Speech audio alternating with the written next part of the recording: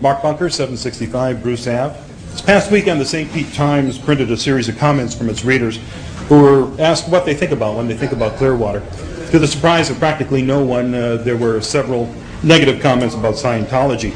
But what may surprise and even shock some people is what happened next.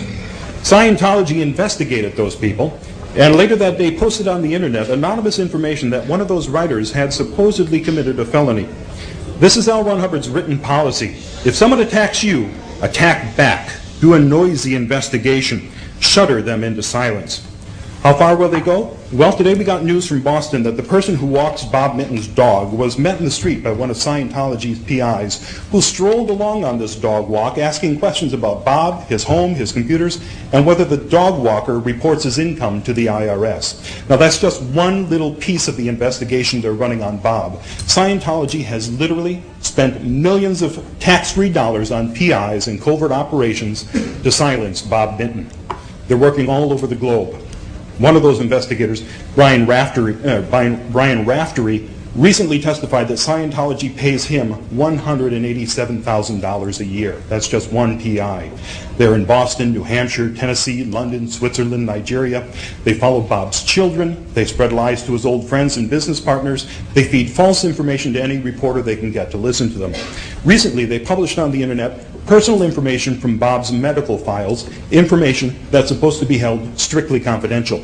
And speaking of confidential, we promised the people who turned to the Lisa McPherson Trust for help that we would keep their information confidential. This week, Scientology is trying to use the court system to break that confidence and force us to turn over our records so they can attack those people and shudder them into silence. Well, it's not going to happen. When I think of Clearwater, I think of Gabe Casares, the courageous former mayor who stood up to Scientology and was attacked viciously.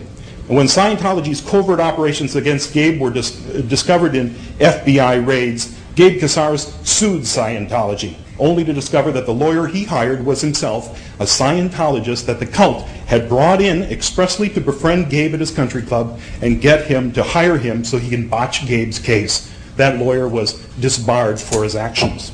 As you talk about downtown redevelopment, I suggest that you should put up a statue to Gabe Casares, and I would put it right in front of the old Clearwater Bank building, because that's where they planned and executed the operations against Gabe, and that's where they still do their dirty work. I would put it on that statue, Gabe Casares, American Hero. And underneath that, his famous quote, "Sparkling Clearwater is not for sale at any price." Maybe that will begin to balance out the gigantic Scientology cross that will soon loom over the entire downtown. If Clearwater is not for sale today, it's only because Scientology is not ready to sell. Thank you. Thank you.